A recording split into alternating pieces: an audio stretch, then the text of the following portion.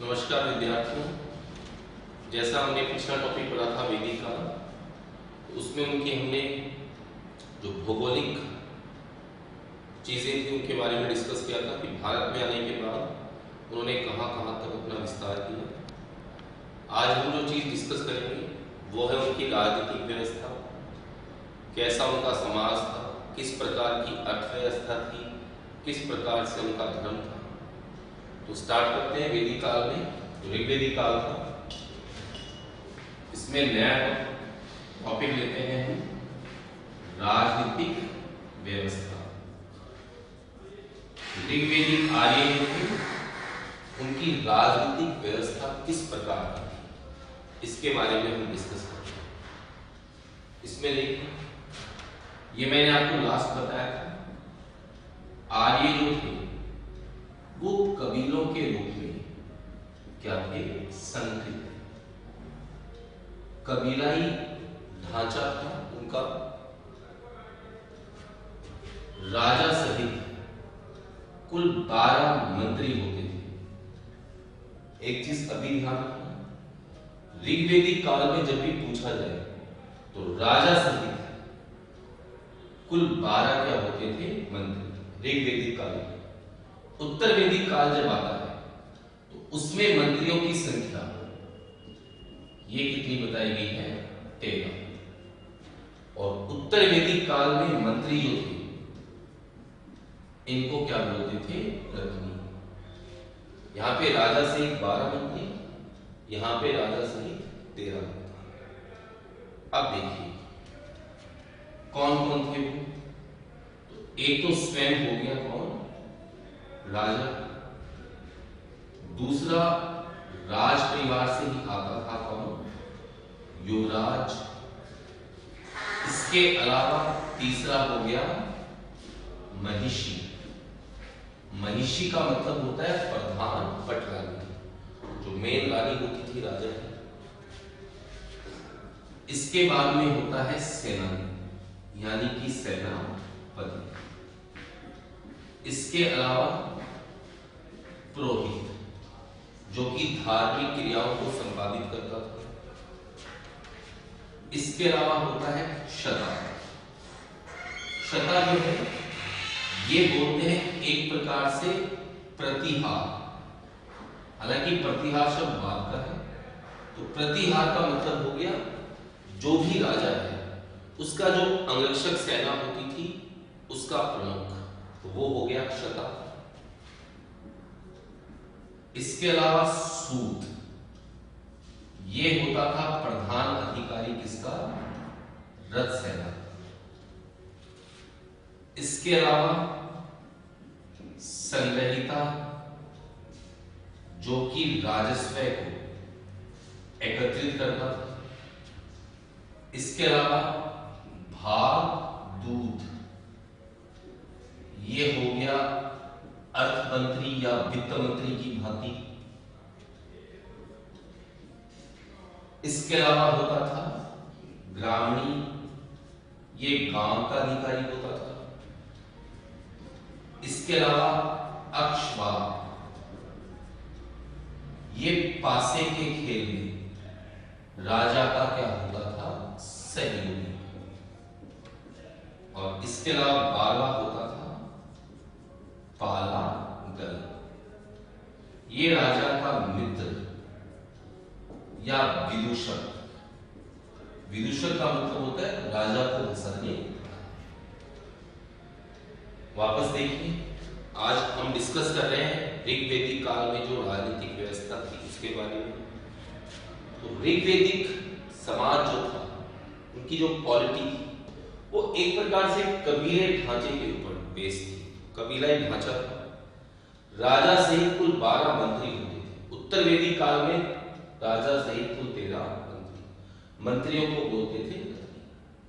अब मैं आपको एक बात यहीं पे क्लियर कर दूं, ऋग्वेदिक काल जो था उसमें इस प्रकार की संरचना थी नहीं, राजस्व एकत्रित करना या सेनापति रखना। लेकिन 10वें मंडल में इनका उल्लेख किया गया है, और 10वां मंडल बहुत ही बाद में ऋग्वेद में जोड़ा गया है। लेकिन इन 12 मंत्रियों का, पदाधिकारियों का उल्लेख मिलता है। इसके अलावा भी कुछ और पदाधिकारी हैं, जैसे कि स्पर्श, ये होता था कौन? गुप्तचर। इसके अलावा प्रश्न दिनांक, ये होता था न्यायाधीश। ठीक है, तो ये भी कुछ अधिकारी थे ऋग्वैदिक काल के। ठीक है, तो ये इस प्रकार से इनकी राजनीतिक व्यवस्था थी। 12 अधिकारियों के नाम नहीं लिखती। ठीक है, नेक्स्ट देखिए, ऋग्वैदिक आर्य जो थे, इनकी सबसे प्राचीन जो संस्था थी वो संस्था थी विदत। और ऋग्वेद के अंदर विदत का उल्लेख कुल कितनी बार हुआ है? 122। ये आर्यों की नहीं, पूरे विश्व की सबसे प्राचीन राजनीतिक संस्था मानी गई है। कुल 122 बार उल्लेख हुआ है विदत का। आगे चलकर विदत जो थी ये विभाजित हो गई सभा और समिति में। इन दो में विभाजित हो गई थी विदत। अब सभा का उल्लेख ऋग्वेद में 8 बार है, समिति का उल्लेख 9 बार है। विदत विभाजित हुई सभा और समिति। ठीक है, अब सभा के लिए अन्य शब्दों का भी प्रयोग किया गया है। सभा को बोला गया है नरिष्ठा। नरिष्ठा का अर्थ होता है कि वाद विवाद करने का स्थल। ये अर्थ होता है नरिष्ठा, यानी वाद विवाद का स्थल। ये भी कहा गया इसको सभा। ठीक है, अब देखिए नेक्स्ट, सभा और समिति, इनके मेंबर कौन होते थे? सदस्य। तो सभा के मेंबर जो होते थे वो होते थे कुलीन वर्ग, यानी जो अभिजात्य हाई क्लास वर्ग होता है समाज में, वो सभा के मेंबर होते थे। ठीक है, समिति जो थी इसमें भाग लेती थी क्या? जनता। ठीक है, समिति को ईशान ही कहा गया है। अब राजा का जो चुनाव होता था वो होता था इसमें समिति। क्लियर? लेकिन चुनाव के वक्त स्त्रियों को भाग लेने का अधिकार नहीं था। वापस देखिए, सबसे प्राचीन राजनीतिक संस्था विदत 122 बार उल्लेख है। विदत विभाजित हुई सभा और समिति। सभा का उल्लेख 8 बार, समिति का उल्लेख 9 बार। सभा को नरिष्ठा भी कहा गया है, यानी वाद विवाद करने का जो स्थल है वो भी कहा गया है।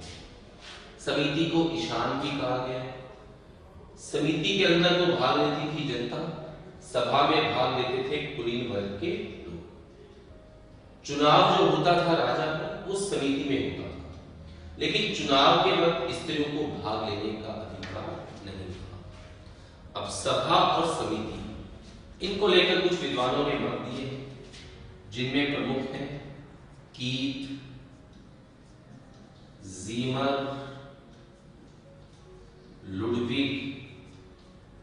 इन्होंने सभा और समिति को लेकर कुछ मत दिए।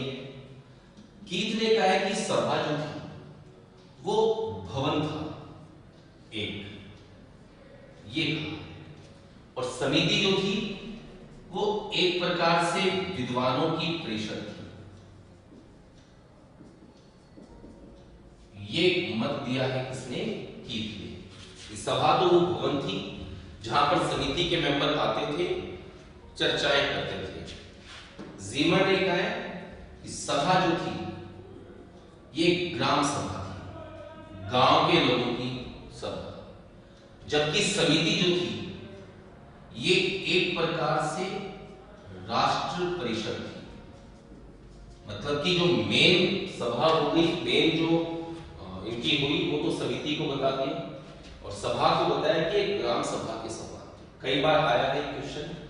तो जीमर ने सभा को ग्राम सभा कहा है, समिति को विद्वानों की परिषद। अब बात करें लुडविग की, तो लुडविग ने सभा को इंग्लैंड का जो सदन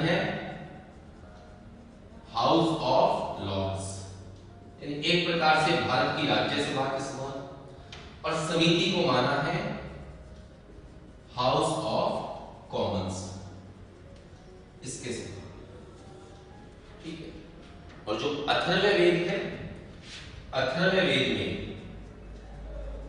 सभा और समिति को प्रजापति की दो पुत्रियां कहा गया है कि सभा और समिति जो है ये प्रजापति की क्या थी, दो पुत्रियां। एक बार फिर से डिस्कस कर लेते हैं।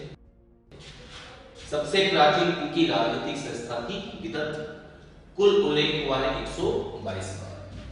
विदत आगे चलकर विभाजित हुई सभा और समिति, सभा का उल्लेख 8 बार, समिति का उल्लेख 2। सभा को वरिष्ठा भी कहा गया, यानी वाद विवाद करने का स्थल। समिति को ईशान कहा गया है। सभा में भाग लेते थे कुलीन वर्ग, अभिजात्य वर्ग, हाई क्लास जो होती थी वो। समिति में भाग लेती थी जनता। तो चुनाव जो होता था राजा का वो समिति में होता था, लेकिन चुनाव के वक्त स्त्रियों को भाग लेने का अधिकार नहीं था। कुछ विद्वान मानते हैं कि प्रारंभिक राजनीतिक जो व्यवस्था थी आर्यों की, उसमें स्त्रियों को अधिकार होता था, पर आगे चलकर स्त्रियों को अधिकार नहीं दिया गया। अब कीथ ने सभा को तो एक भवन माना है और समिति को परिषद माना है, जहां विद्वान वाद विवाद करते थे। जीमन ने कहा सभा ग्राम सभा थी, समिति एक प्रकार से राष्ट्र परिषद। लुडविग ने कहा कि सभा हाउस ऑफ लॉर्ड्स के समान थी, समिति हाउस ऑफ कॉमन्स के समान। अथर्ववेद में सभा और समिति प्रजापति की दो क्या बताई गई है। क्लियर? आगे बढ़ते हैं। ऋग्वेद का जो 10वां मंडल है, तो 10 मंडल है ऋग्वेद में, तो 10वें मंडल के अंदर गणतंत्रात्मक परिषद का उल्लेख है, और गण का उल्लेख ऋग्वेद में कुल कितनी बार हुआ है? 46 बार। क्लियर? तो 10वें मंडल के अंदर गणतंत्रात्मक परिषद का उल्लेख हुआ है, और ऋग्वेद में गण का उल्लेख कुल कितनी बार हुआ है? 46 बार। ठीक है, इसके बाद आगे देखिए।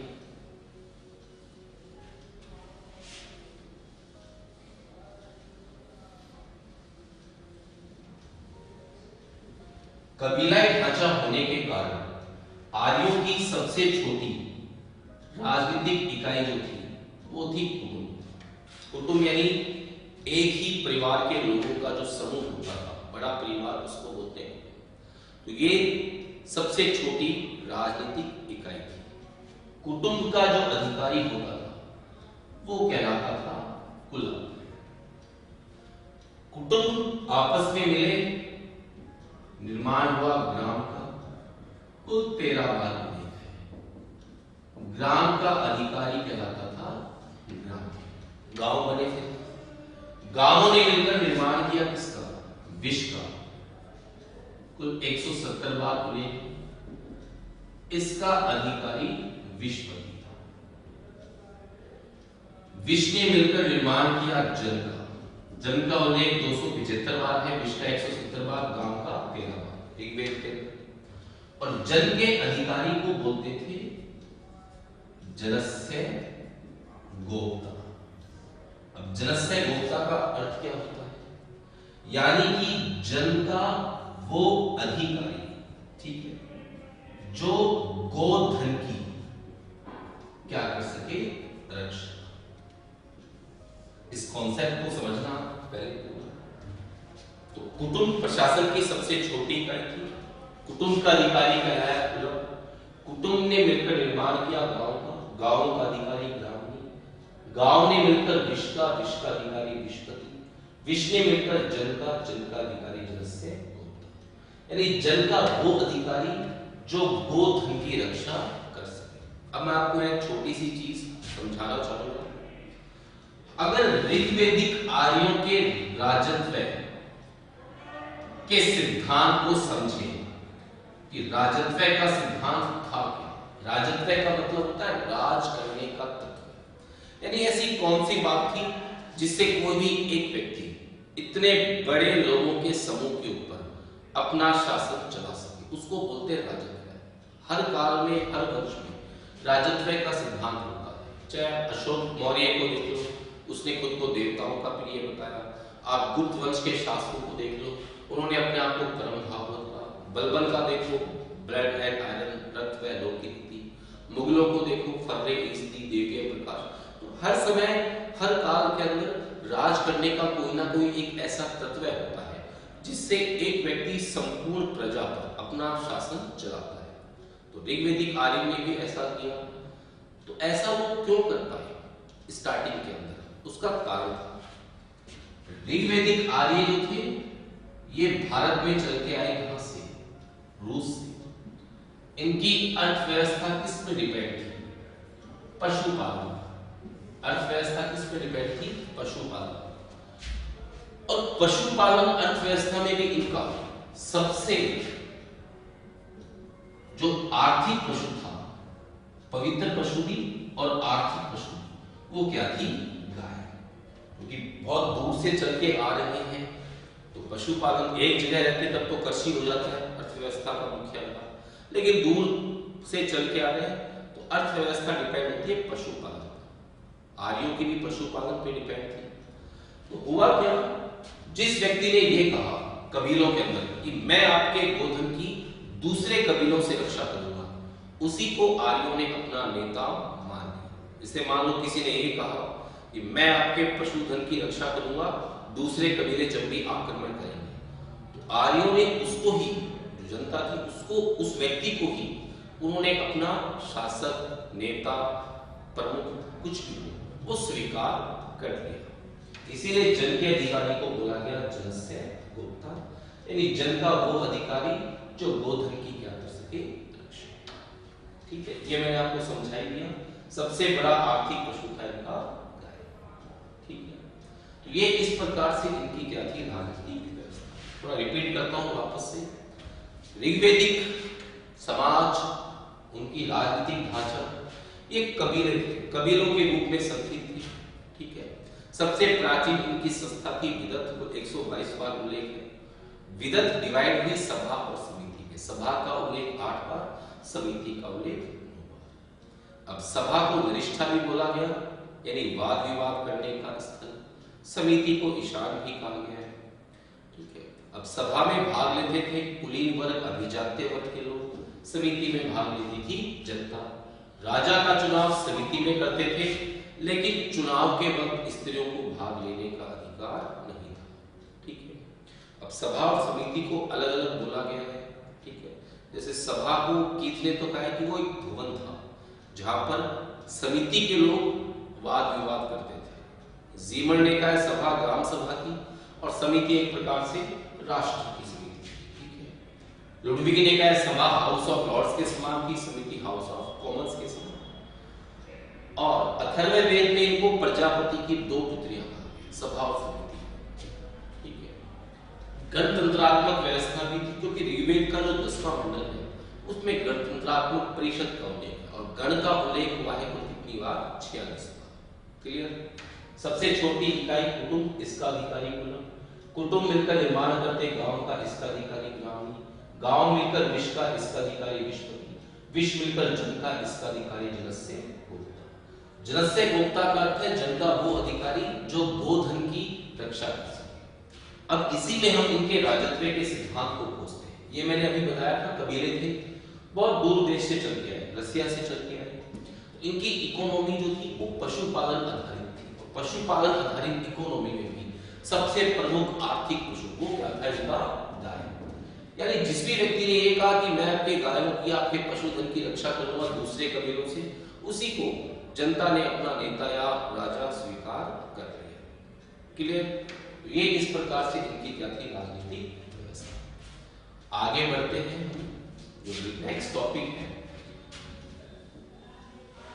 कि ऋग्वैदिक आर्य जो थे इनकी सोसाइटी कैसी थी, समाज कैसा था, क्या खाते थे, क्या पहनते थे, किस प्रकार से आपस में विभाजित थे, ये सब चीजें डिस्कस करेंगे। मनोरंजन के साधन क्या थे इनके। तो दूसरा आता है ऋग्वैदिक कालीन समाज। ऋग्वैदिक आर्यों का समाज किस प्रकार था।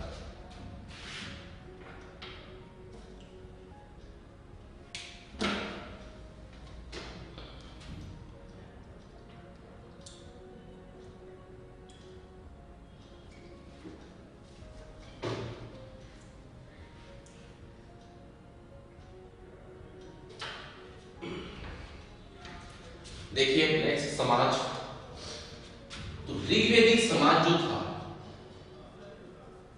वो पितृसत्तात्मक था। पितृसत्तात्मक से अर्थ होता है कि समाज के अंदर सबसे महत्वपूर्ण स्थान जो था वो किसको मिलता था? पिता। जैसे हड़प्पा सभ्यता में समाज मातृ सत्तात्मक था, उसी प्रकार से ऋग्वैदिक काल के अंदर समाज जो था हमारा कैसा था? पितृसत्तात्मक। पिता को प्रमुखता दी जाती थी, क्योंकि कई ऋग्वैदिक मंत्रों में पुत्रों के जन्म की क्या की गई है? कामना। पुत्रों के जन्म की कामना की गई है कई ऋग्वैदिक मंत्रों में। समाज इनका पितृसत्तात्मक माना गया। नेक्स्ट देखिए, वरुण सूक्त के अंदर एक कथा है शुनशेर की।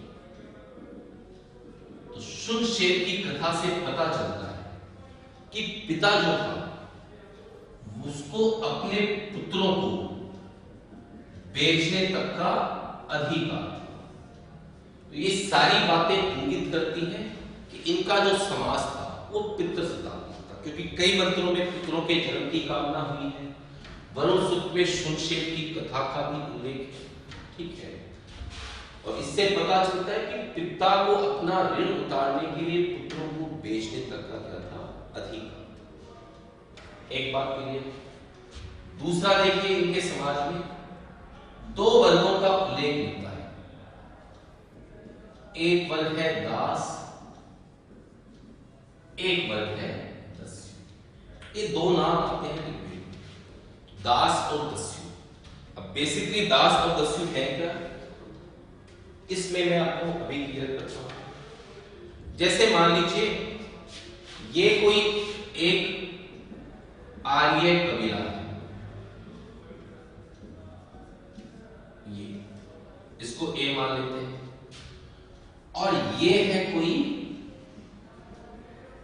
अनार्य कबीला। अनार्य कबीले से मतलब है भारत के जो स्थानीय लोग थे, क्योंकि इन्होंने आगे पराजित किया आर्यों ने इंडिया में। अब ये मान लीजिए ये आर्य कबीला भारत आया और इसने इसको पराजित किया, बी को। तो पराजित होने वाला जो अनार्य कबीला था वो क्या कहलाया? दस्यु, ठीक है। जो अनार्य कबीला पराजित हुआ वो कहलाया दस्यु। क्लियर। अब दास क्या है वो देखिए।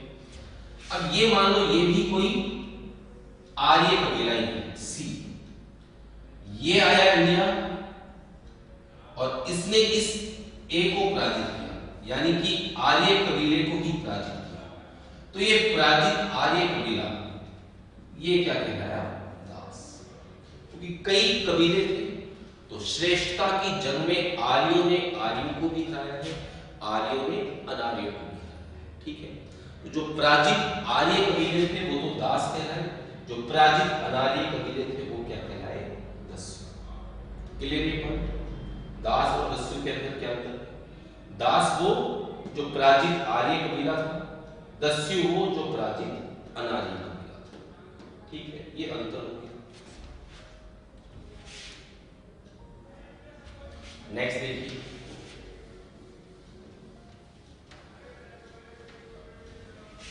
अब दस्यु जो है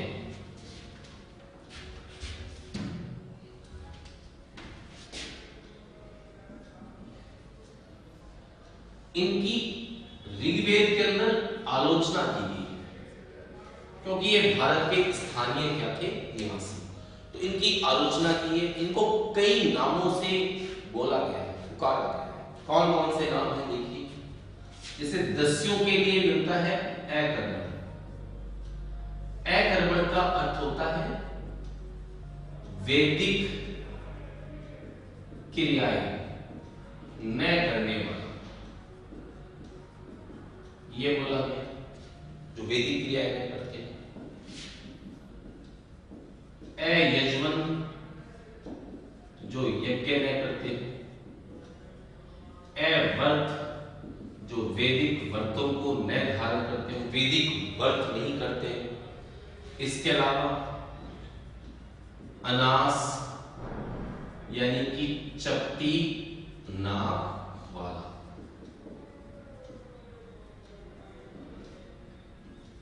अब्राह्मण, अब्राह्मण का अर्थ है जो ब्रह्म को नहीं मानता हो, अवेदियु जो वेदों को नहीं मानता हो। इसके अलावा कहा गया है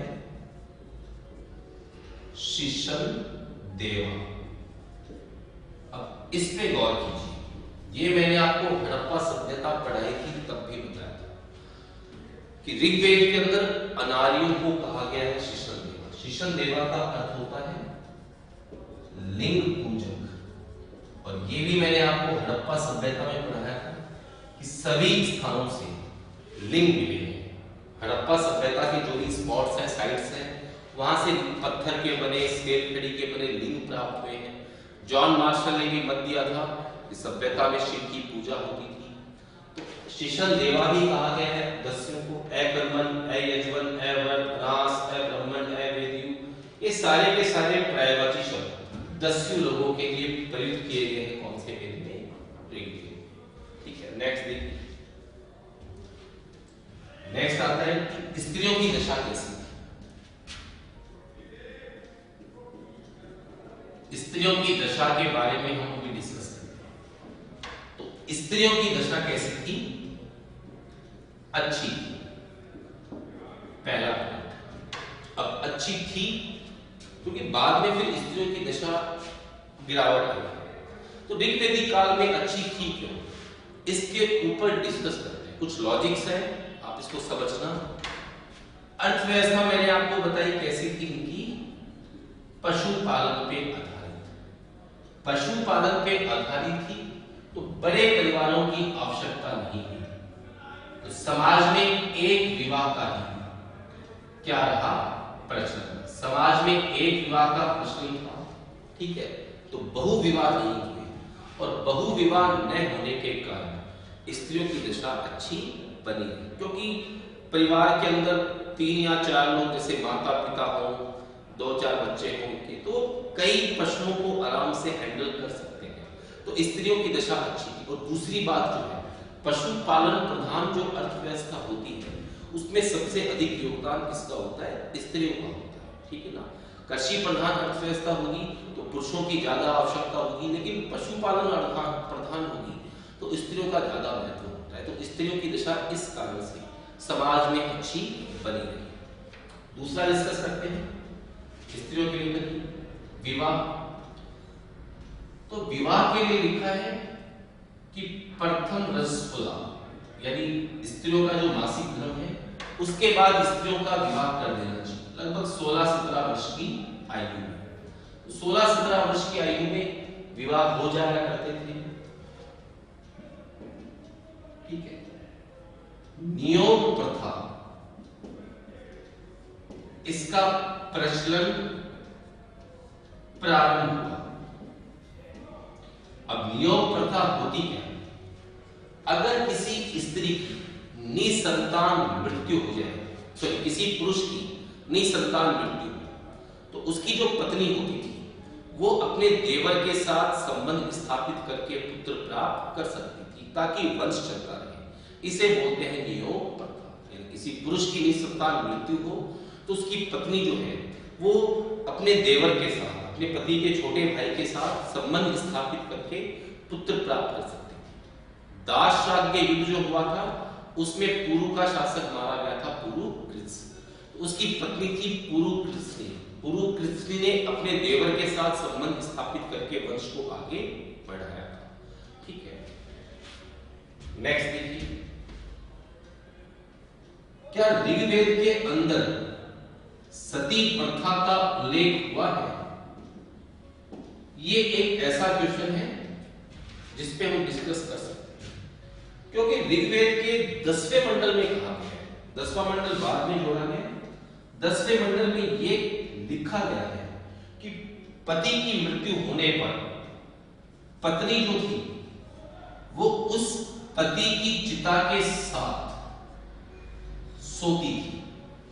ध्यान देना इस चीज को, 10वें मंडल में लिखा गया कि पति की मृत्यु हो तब वो पत्नी जो थी अपने पति की चिता के साथ सोती थी, ठीक है, लेकिन संबंधियों के आग्रह करने पर वह उठ जाती थी। यानी यहां तक सती प्रथा स्टार्ट नहीं हुई, सोती थी लेकिन संबंधियों के आग्रह करने पर उठ जाती थी। सती प्रथा का पहला साक्ष्य जो मिलता है साहित्य में वो अथर्ववेद में मिलता है, ठीक है ना। अथर्ववेद में स्पष्ट रूप से सती प्रथा का उल्लेख है। ऋग्वेद में केवल ये कहा गया कि चिता के साथ सोती थी लेकिन संबंधी आग्रह करते थे तो पत्नी जो थी वो उठ जाया करती, ठीक है। कुछ स्त्रियां आजीवन अविवाहित रहती थी, ऐसी स्त्रियों को बोलते थे अमाजु, जो आजीवन अविवाहित रहती थी और इनको पिता की पैतृक संपत्ति में क्या मिलता था, अधिकार। जो अमाजु स्त्रियां होती थी उन्हें पिता की पैतृक संपत्ति में अधिकार मिलता था। और इसी प्रकार की एक अमाजु स्त्री थी घोषा। घोषा आजीवन अविवाहित रही, उसका कारण था घोषा का चर्म रोग। इस कारण से घोषा जो थी वो आजीवन क्या रही थी, अविवाहित। क्लियर, इतना यहां तक वापस देख लीजिए। समाज में दस्यों की आलोचना हुई है, दस्यों को अकर्मण, अयजमान, अव्रत, अरास, अब्राह्मण, अवेद्यु, शिशनदेवा, ये सब कहा गया। स्त्रियों की दशा अच्छी थी क्योंकि इकोनॉमी पशुपालन पे आधारित थी, बड़े परिवारों की आवश्यकता महसूस नहीं हुई, समाज में बहु विवाह का प्रचलन नहीं हुआ, इसलिए स्त्रियों की दशा अच्छी थी। विवाह रस 16 के बाद होते थे, प्राय 16 या 17 वर्ष के आयु में। नियोग प्रथा प्रचलित हुई, प्रारंभ हुई, ज्यादा ये उत्तर वैदिक काल में हुई क्योंकि उत्तर वैदिक काल में युद्ध जो थे वो बहुत ही बड़े स्तर पे लड़े गए, तो पुरुष सैनिक जो थे वो मरने लगे। तो उत्तर वैदिक काल में नियोग प्रथा ज्यादा हो गई, ऋग्वैदिक काल में थोड़ी कम। नियोग प्रथा का अर्थ होता है कि पति की निसंतान मृत्यु हो तो पत्नी अपने देवर के साथ संबंध स्थापित करके पुत्र प्राप्त कर सकती है, और इसका उदाहरण मिलता है पुरु से। पुरु की जो पत्नी थी उसने इसी प्रकार से अपने वंश को आगे बढ़ाया। क्या सती प्रथा का उल्लेख हुआ है ऋग्वेद में? तो ऋग्वेद के 10वें मंडल में केवल ये लिखा गया है कि पति की मृत्यु के बाद पत्नी चिता के साथ लेटती थी, सोती थी, परंतु संबंधियों के आग्रह करने पर उठ जाती थी। यानी स्पष्ट रूप से सती प्रथा का कोई साक्ष्य नहीं है। आजीवन अविवाहित रहती थी, उन स्त्रियों को बोलते थे अमाजु, और पिता की पैतृक संपत्ति में इनको अधिकार नहीं मिलता था। घोषा इसी प्रकार की एक अमाजु स्त्री थी और घोषा का विवाह नहीं हुआ, उसका कारण था उसका चर्म। नेक्स्ट देखिए,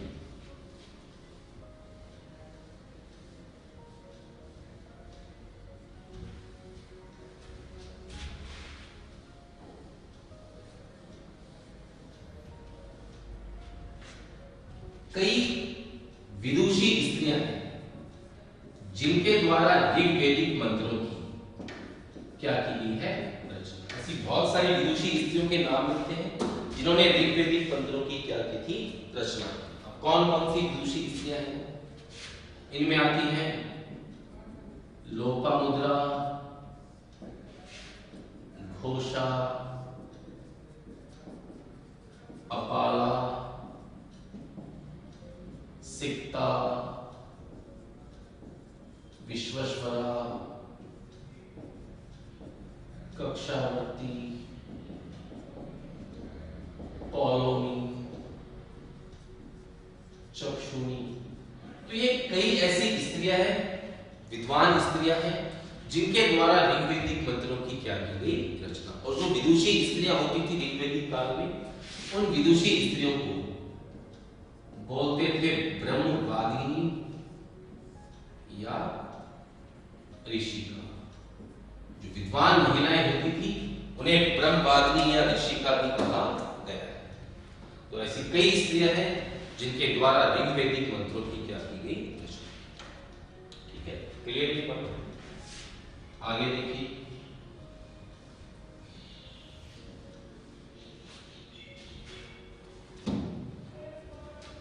आगे आता है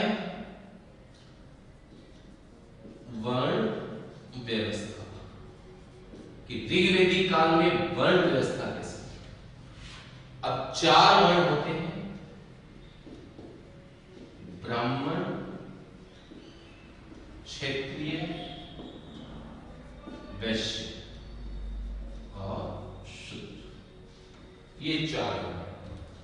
अब देखिए ऋग्वेद का जो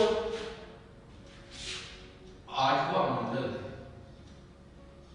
उस 8वें मंडल में इन 3 वर्णों का उल्लेख हुआ है।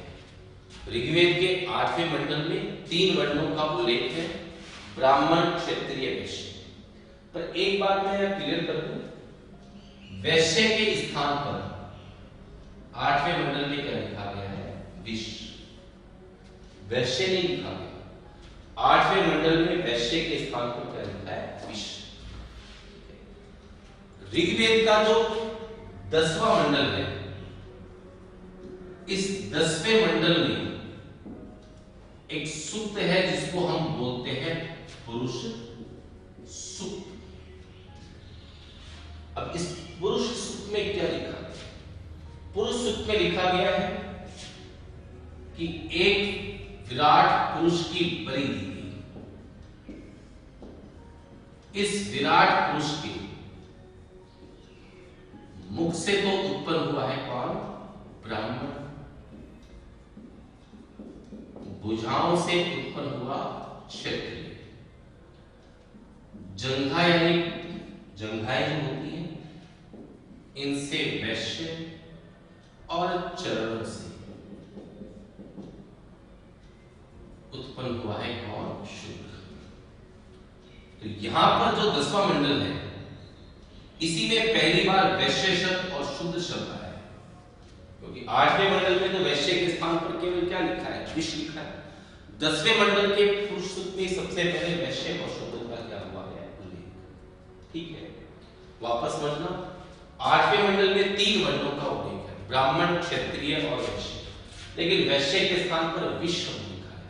10वें मंडल में है पुरुष सूक्त, इसमें लिखा है कि एक विराट पुरुष की बलि दी गई। इसके मुख से ब्राह्मण, भुजाओं से क्षत्रिय, जंघाओं से वैश्य, चरणों से शूद्र।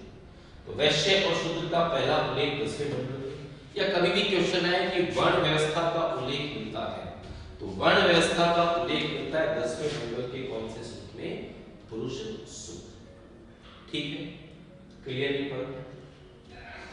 अब ये डिस्कस करते हैं कि वर्ण व्यवस्था थी तो किस प्रकार की थी, जन्म आधारित थी या कर्म आधारित। तो ऋग्वेदिक काल में वर्ण व्यवस्था जो थी वो कर्म पे आधारित थी। जो व्यक्ति जैसा काम करता था उसको उसी वर्ण का मान दिया जाता था।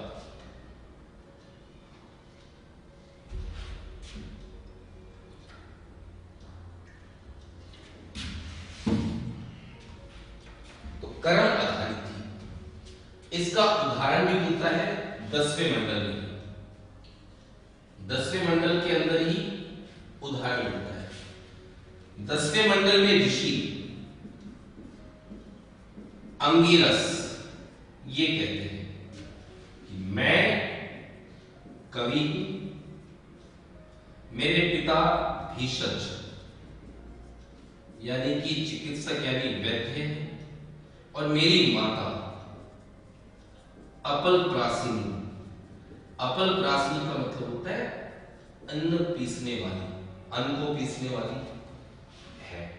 यानी जो व्यक्ति जैसा कर्म करता था उसका वही वर्ण मान लिया जाता। अंगिरस ने खुद ने कहा कि मैं तो कवि हूं, मेरे पिता भीषज यानी वैद्य हैं, और मेरी माता जो है वो अपल प्रासिनी यानी कि आटा पीसने वाली है। तो वर्ण व्यवस्था भी क्लियर हो गई, कर्म पे आधारित थी। नेक्स्ट डिस्कस करते हैं इनका खान पान, मनोरंजन, वस्त्र, आभूषण, ये सब चीजें कैसी थी। समाज के अंतर्गत ही आती है सारी चीजें। इसमें देखिए पहला आता है वस्त्र और आभूषण। तो वस्त्र डिस्कस करते हैं। चूंकि सिंधु नदी का क्षेत्र कपास के लिए अच्छा था, तो जाहिर सी बात है सूती वस्त्र पहनते थे। क्लियर ये चीज? ये मैंने आपको कल भी बताया था। गंधार जो था ये ऊनी वस्त्रों के लिए प्रसिद्ध था, ठीक है, यानी ऊनी वस्त्र भी पहनते हैं। अब जो सूती वस्त्र है इनको लोधरा नामक एक पुष्प होता था, इस पुष्प से रंगा जाता था, और जो रंगने का काम करती थी उनको बोलते थे रजनीत्री। ये महिलाएं थी। तो रजनीत्री एक वर्ग था जो इन सूती वस्त्रों को लोधरा नामक फूल के रंग से रंगते थे, ठीक है, ये ध्यान रखना। कपड़ों पे कढ़ाई भी की जाती थी, कपड़ों को सिला भी जाता था। ऐसी महिलाओं को पेशकारी कहा गया, जो वस्त्रों की सिलाई करती थी या कपड़ों पे कढ़ाई करती थी, ऐसी महिलाओं को पेशकारी कहा गया है। तो सूती वस्त्र, ऊनी वस्त्र पहनते थे, सूती वस्त्रों को लोधरा पुष्प के रंगों से रखते थे, और रंगने वाली जो महिलाएं हैं उनको बोलते थे रजनीत्री। कपड़ों को सिलते थे, कढ़ाई करते थे, ऐसी महिलाओं को बोला गया पेशकारी, या इस पूरे व्यवसाय को भी पेशकारी कहा गया। नेक्स्ट देखिए, कमर से ऊपर के वस्त्रों को बोलते थे वासस, ठीक है। वासस के जो ऊपर पहना जाता था उसे अधिवासस, कमर से नीचे के वस्त्रों को बोलते थे नीति। तो वासस ऊपर, कमर से ऊपर, वासस के ऊपर अधिवासस, और कमर से नीचे के कपड़ों को बोलते थे नीति, ठीक है। पुरुषों के द्वारा पगड़ी पहनना ये ऋग्वेदिक आर्यों की ही देन है, और पगड़ी के लिए शब्द कौन सा यूज किया गया है? उष्ण। पुरुषों के द्वारा कानों में कुंडल पहनना ये भी ऋग्वेदिक आर्यों की ही देन है, ठीक है। पुरुषों के द्वारा कानों में कुंडल पहनना, पगड़ी पहनना, क्योंकि आप हड़प्पा सभ्यता को देखो तो किसी भी मूर्ति ने पगड़ी नहीं पहन रखी, ठीक है। मुकुट जरूर मिलता है पर पगड़ी नहीं। तो पगड़ी पहनना, कानों में कुंडल पहनना ये ऋग्वेदिक आर्यों की देन है। इसके अलावा महिलाएं जो थी वो आभूषणों का प्रयोग करती थी, सोने के आभूषण पहनती थी, ठीक है। ये सब चीजें इनके द्वारा वस्त्र और आभूषणों में आती है, ठीक है। नेक्स्ट आता है खान पान कैसा था? समाज की अंग है कि किस प्रकार से इनका भोजन था। तो आर्यों का सबसे प्रमुख शाकाहारी भोजन ये क्या था? करम।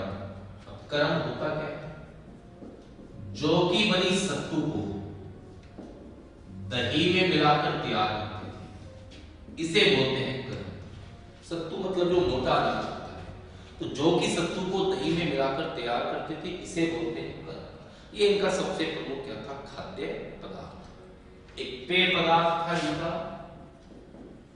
सोमरस, ये एक पेय पदार्थ था। इसके अलावा क्षीर पकोदन, यानी कि दूध के अंदर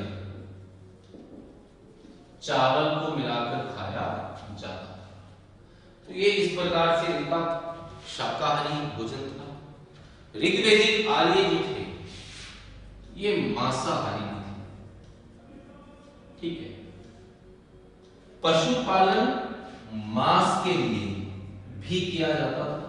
छोटे छोटे पशु जैसे कि खरगोश है, आपके बतख है, मुर्गे हैं, बकरे हैं, बकरियां, इनका मांस खाया जाता था। अश्वमेध यज्ञ करते थे तो घोड़े का मांस खाते थे। ऋग्वेद में एक स्थान पे लिखा है कि ब्राह्मण अतिथि के आगमन पर उसे गो मांस परोसा जाना चाहिए, लेकिन उन्हीं गायों का जो कि क्या हो? बंध्या, जो बंध्या गाय है उन्हीं गायों का मांस परोसा जाना चाहिए। ये भी लिखा गया है इसके अंदर ऋग्वेद। इस प्रकार से इनका भोजन था। भोजन के बाद डिस्कस करते हैं मनोरंजन के साधन। मनोरंजन के साधन क्या थे ऋग्वेदिक आर्यों के? अब मनोरंजन के साधन देखिए, एक तो नृत्य, संगीत, इसके अलावा पशुओं की लड़ाई, चौपड़ खेलना, धुत यानी कि जुआ खेलना। आपको एक चीज बता दूं, जो सभा थी, सभा और समिति, तो सभा को भी कहा गया कि सभा जो है ये जुए के खेलने का एक स्थान है, ये भी लिखा गया। धुत क्रीड़ा जो है उसका स्थान है। तो कई सारे वाद्य यंत्रों का भी उल्लेख मिलता है। कौन कौन से वाद्य यंत्र? दुदुम्भी, वीणा, ठीक है, इस प्रकार के जो वाद्य यंत्र हैं इनका भी उल्लेख मिलता है। मृदंग, तो ये इनके मनोरंजन के कुल क्या थे? साधन थे। नृत्य करना, नृत्य किया जाता था निश्चित रूप से, उल्लेख मिलता है इसका। संगीत, तो कई मंत्र संगीत भी होते हैं। पशुओं के आपस में लड़ाई करवाना, चौपड़ खेलना, जुआ खेलना, कई वाद्य यंत्रों का उल्लेख मिलता है। दुम्भी, वीणा, मृदंग, ये सब इनके मनोरंजन के क्या थे? प्रमुख साधन। ठीक है, तो आज हमने पढ़ा एक तो इनकी राजनीतिक व्यवस्था, ठीक है, एक इनका समाज कैसा था उसके बारे में हमने डिस्कस किया।